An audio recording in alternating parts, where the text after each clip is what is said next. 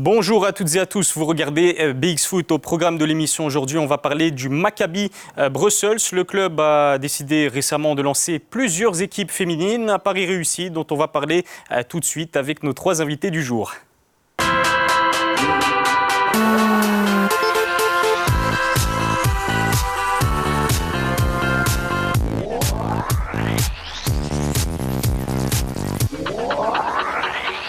Et pour parler du Maccabi Brussels, j'accueille donc trois invités comme prévu. On va commencer avec vous, Amalia Rivera. Vous êtes donc joueuse chez les P3 féminines du Maccabi Bruxelles. Vous n'êtes pas venue seule puisque vous êtes accompagnée par votre coach chez les P3 et en même temps papa Ramon Rivera. Et puis on va terminer avec José Lopez qui lui est coordinateur sportif du côté du Maccabi Bruxelles. Bonjour à tous les trois. Bonjour. Vraiment un très très beau plateau aujourd'hui. On va parler donc du projet qui a été initié par le Maccabi Brussels, je vais y arriver, c'est-à-dire lancer plusieurs équipes féminines dans différentes catégories d'âge. Alors José Lopez, j'ai envie de vous demander d'où est venue l'idée de se risquer en quelque sorte à un tel pari, un pari réussi d'ailleurs. En fait, sous l'influence de la fédération, donc le CP Brabant, et de l'engouement qu'il y a pour l'instant dans le football féminin mondial. C'était quelque chose qui trottait déjà dans notre tête depuis quelques temps. Et Aline de Neumoustier est venue un jour, on s'est rencontrés et elle m'a proposé un projet. Moi, j'ai tout de suite accroché. On s'est dit, voilà, on va partir tout doucement, on verra ce que ça va donner. Et je dois dire qu'on a été nous-mêmes agréablement surpris. Ça a pris tout de suite une ampleur incroyable. On est parti avec une vingtaine de 25 filles. Et puis c'est passé à 35, et puis 40, et puis 50. Et aujourd'hui, on est à plus de 70 filles inscrites au Maccabi Bruxelles. Et donc, je dois dire que, d'ailleurs, je remercie aussi le Brussels Football parce qu'on a lancé ce projet aussi avec eux. Et donc, ils sont venus faire une séance pour un peu montrer aux enfants ce qu'on pouvait faire dans le football féminin. Et ça a pris vraiment aussi une ampleur. On a commencé à parler du Maccabi Bruxelles. Et voilà, aujourd'hui, on est là. Et je suis vraiment agréablement surpris. Tous les jours, on inscrit des nouvelles filles. Et je pense que ça ne va pas s'arrêter. Donc, c'est parfait. On va d'ailleurs en parler un peu plus tard dans l'émission. Alors, on a bien compris, on va dire, d'où vient cette idée-là de lancer plusieurs équipes féminines. Mais j'ai envie aussi de vous poser une autre question. Finalement, pourquoi est-ce que le club a attendu cette saison, c'est-à-dire 2019-2020, pour le faire? Pourquoi pas plus tôt, par hasard? Alors, moi, c'est quelque chose qui me trottait déjà depuis pas mal de temps. Mais je ne savais pas très bien avec qui j'allais pouvoir lancer cette aventure. Je voulais vraiment lancer cette aventure avec des gens responsables et des gens passionnés et qui avaient un petit peu l'expérience dans le football féminin, ce qui est le cas avec Ramon et avec Aline, qui ont travaillé dans un autre club dans le football féminin. Et quand on s'est réunis, Ramon, je le connais depuis des années, Aline, je la connais aussi depuis quelques temps. Et quand on a lancé ce projet, on s'est dit, voilà, je pense que cette année-ci, ça peut démarrer tout de suite. On va lancer, on verra. Et c'est vrai que ça me trottait depuis pas mal de temps. Et je me suis dit, il y a un moment ou un autre, il faut se lancer. Donc, attendre. Voilà, donc on n'a plus attendu, on l'a fait. Et je suis vraiment content de l'avoir fait. Oui. Et c'est chose faite. Donc, alors, Ramon Rivera, comme je l'ai dit en début d'émission, vous êtes coach de la P3 féminine du Maccabi Bruxelles. Finalement, qu'est-ce que vous avez ressenti quand vous avez appris que votre club allait lancer plusieurs équipes féminines cette saison? Beaucoup d'enthousiasme. C'est vraiment une très belle chose. Le Maccabi Bruxelles existe depuis très longtemps et comme José vient de le dire, c'est un projet qui mûrissait dans le club. Et on a eu l'effet déclencheur avec Aline qui est venue pousser ce projet. Et franchement, ce n'est que du positif. On a vraiment un groupe de filles super enthousiastes, super motivées. Donc c'est un réel plaisir de les coacher. Et c'est une toute nouvelle expérience aussi au Maccabi. Donc on part de zéro et on crée ce projet ensemble, quoi. Un groupe de filles enthousiastes dont fait partie votre fille, donc Amalia Rivera. Quant à toi, Amalia, qu'est-ce que ça te fait d'évoluer dans ce groupe-là, justement, de filles au Maccabi Bruxelles? Ça me fait super plaisir parce que pour la plupart, on se connaît toutes un peu déjà. Et de pouvoir évoluer dans un club, ça s'enrichit. Et c'est une ambiance super familiale et on aime ça. En espérant que ça demeure toujours comme ça, toute l'année comme ça. Alors avant d'aller plus loin dans l'émission, je vous propose de découvrir les images que Bigs Foot a tournées il y a de cela quelques jours, puisque Aline Denmoustier, que vous connaissez très bien puisqu'elle est coordinatrice sportive de la section féminine du Maccabi Bruxelles, animait un entraînement. On découvre ça tout de suite. Le reportage est signé Elodie Fourneau. Bonjour Aline. Ça va? Très bien toi? Je m'appelle Aline Denmoustier, je suis coordinatrice de la section féminine du Maccabi et coach responsable des U14A. On a 4 équipes 100% féminines. On a les U14A et les U14B qui sont l'ensemble des filles âgées de 11 à 13 ans. On a aussi l'équipe en P3 qui regroupe nos U16 qui jouaient en championnat U16 l'année passée et qui sont montées et des joueuses un peu plus expérimentées qui ont maximum 23 ans. Et on a une 4e équipe qui est l'équipe récréative, les Ladies, qui s'entraînent une fois par semaine et qui regroupe toutes les mamans ou jeunes trentenaires, voire un peu plus, la plus âgée, âgée de 70 ans. Super chat. Mi-hauteur, mi-hauteur. De base, je faisais pas de foot et ensuite je me suis lancée la saison passée et j'ai accroché directement là-dedans. On pousse. Voilà. J'ai toujours aimé le foot et ça m'est venu comme ça. J'ai voulu commencer en équipe et mes parents m'ont inscrit dans ce club. Jusqu'à maintenant, j'ai joué avec des garçons et cette année, je suis venue jouer avec des filles et je pense que tout le monde a un rôle à jouer. Margot, c'est pas parce que tu es la plus petite que tu te laisses faire. Ok? On n'a pas peur? Non? On n'a pas peur? Ok.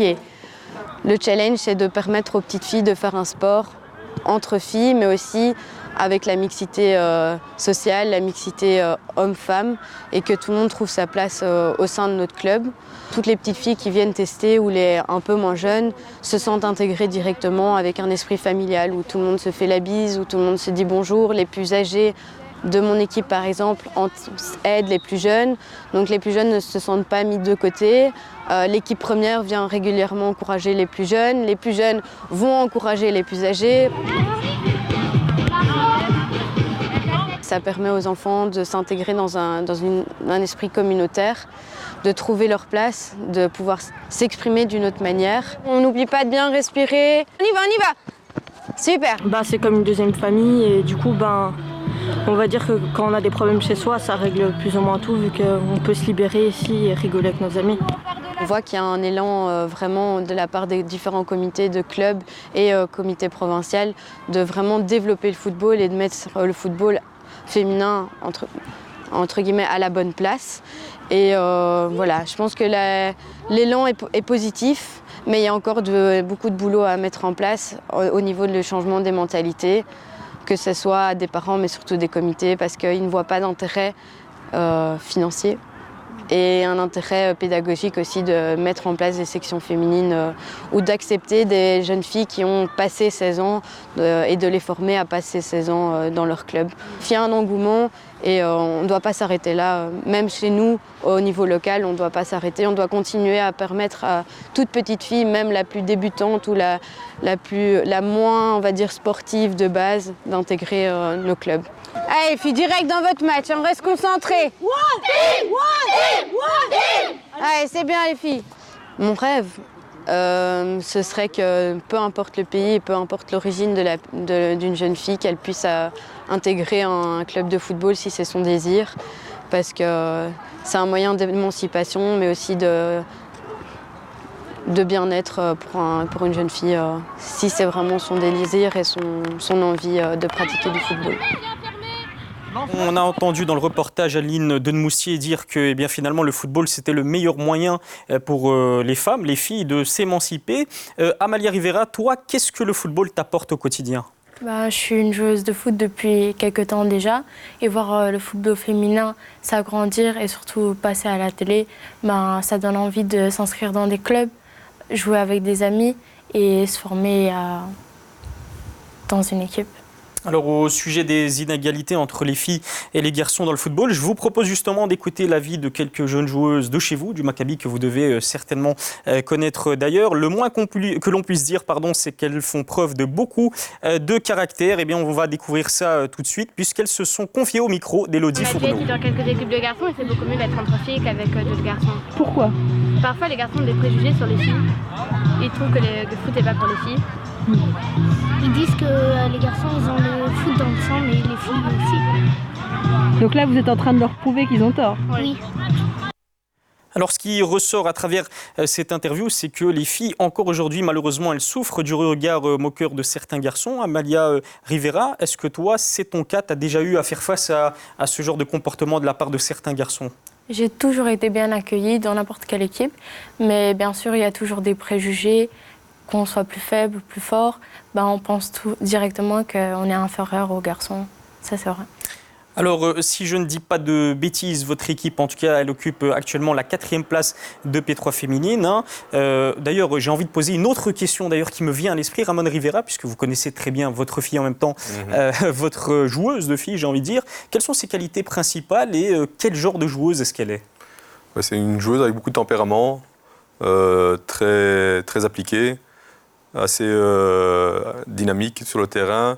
Elle parle beaucoup, donc elle replace aussi les autres joueuses. Donc c'est un petit leader dans le groupe. Et j'ai 3-4 filles comme ça qui ont plus d'expérience. Et elle en fait partie. Et donc elle tire le groupe vers le haut aussi dans les matchs. Amalia a dû donc vous aider à occuper cette 4e place actuellement de P3 féminine. Est-ce que l'objectif affiché dès cette année pour vous, Ramon Rivera, c'est la montée en P2 ou est-ce que c'est encore un peu trop tôt? Pas nécessairement. On est dans une phase d'apprentissage. On a des filles qui arrivent, qui ont joué en U16 avant, qui jouaient en 8 contre 8. Elles découvrent le jeu à 11 contre 11 avec la dureté du classement, la dureté de la défaite. Et donc je pense que c'est une année de transition qui peut peut-être nous mener à monter en 2e, mais ce n'est pas l'objectif dominant du club. C'est vraiment une formation continue. Et si on passe le cap parce qu'on a les capacités, on le fera avec plaisir, bien sûr. On sera très fiers de le faire, mais ce n'est pas un objectif premier. J'imagine. Alors, José Lopez, vous en parliez en début d'émission, c'est vrai qu'aujourd'hui, plus de 70 filles ont la chance, la possibilité de pratiquer le football au sein du Maccabi Bruxelles. Comment est-ce que vous expliquez ce succès retentissant et aussi rapide? Alors, je pense que déjà, en tant que section masculine, le Maccabi a une réputation d'être un club familial, d'être un club accueillant. Et c'est vrai que quand les enfants viennent au Maccabi, on a, par exemple, 15 ou 16 coachs en tout. Et il faut savoir qu'en fait, moi j'ai des coachs la plupart des coachs qui sont au Maccabi sont là depuis 10, 12, 15 ans, j'en ai qui sont là depuis 20 ans, moi-même je suis là depuis plus de 20 ans. Et on dit toujours, quand on fait nos réunions avec le comité, quand quelqu'un rentre au Maccabi, il est très difficile à partir parce que voilà, c'est un club très accueillant, on essaye on a par-dessus tout le fun. C'est vraiment notre ligne de conduite. Voilà. Ouais. Et donc, la section féminine, on l'a pris avec exactement la même façon de travailler, le même enthousiasme. Et je pense qu'on a cette chose au Maccabi de donner du plaisir aux enfants, quel que soit le résultat. Et ça ne nous empêche pas d'être compétitifs avec toutes nos équipes. Mais voilà, le principal, c'est que moi, un enfant qui s'amuse et qui me dit, quand je lui pose la question, tu as envie de revenir l'entraînement d'après ou le match qui suit, s'il me dit oui, j'ai réussi. Voilà, mon pari, il est là. Et les résultats viennent automatiquement. Donc voilà, ça c'est la philosophie du Maccabi. Du Maccabi. C'est bien que vous parliez de fun. Justement, la transition est toute trouvée avec ma prochaine question. Comme on l'a vu dans le reportage, il y a également une équipe récréative qui a été fondée du côté du Maccabi Bruxelles. De ce côté-là, justement, José Lopez, comment est-ce que ça se passe avec des mamans, parfois, qui ont envie de s'exercer à pratiquer le football, tout simplement? En fait, cette équipe récréative est partie de... On avait la demande de quelques mamans qui disaient, voilà, en discutant sur le bord du terrain, en disant, voilà, avec Aline justement et Ramon, elle disait, oui, mais moi, j'ai pas le temps de venir parce que je suis une maman, je travaille, j'ai une vie active assez...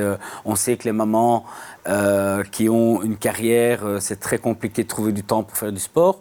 Et nous, justement, là, on leur a proposé, on en a parlé entre nous et on s'est dit, pourquoi pas proposer un entraînement récréatif qui durerait 1h30, une séance par semaine. Elles viennent le mercredi de 20 à 21h30. À ce moment-là, c'est les papas qui gardent les enfants à la maison. Et elles viennent une fois par semaine. Il y a 2 coachs qui sont à disposition. Elles s'amusent, elles font... On travaille les bases. Il y a, comme disait Aline tantôt, il y a quelques mamans qui ont 40 ans, 45 ans, qui ont déjà joué au foot, qui ont joué à l'époque. Et donc, elles peuvent un petit peu s'amuser, s'éclater. Et c'est toujours avec cet esprit de fun. On a commencé avec 4-5 mamans. On est maintenant pas loin de 12-13. Et je pense que cette équipe va continuer à s'agrandir. Et voilà, on va organiser des petits matchs amicaux pour qu'elles puissent s'amuser de temps en temps. Mais ça reste vraiment récréatif. C'est super, vraiment, je vous encourage à poursuivre sur cette lancée. Finalement, alors Ramon Rivera, j'aimerais aussi savoir finalement quel est l'objectif sur le long terme, en tout cas, du lancement de ces différentes équipes féminines pour le club, pour le Maccabi. L'objectif premier, c'est de créer une entité féminine la plus complète possible, donc en partant des jeunes vers le haut, en purement 100% en filles. Et quitte, avec José, on en a parlé, de créer une section carrément féminine, séparer les masculins, les garçons et les filles, pour créer vraiment une section complète de filles, quoi.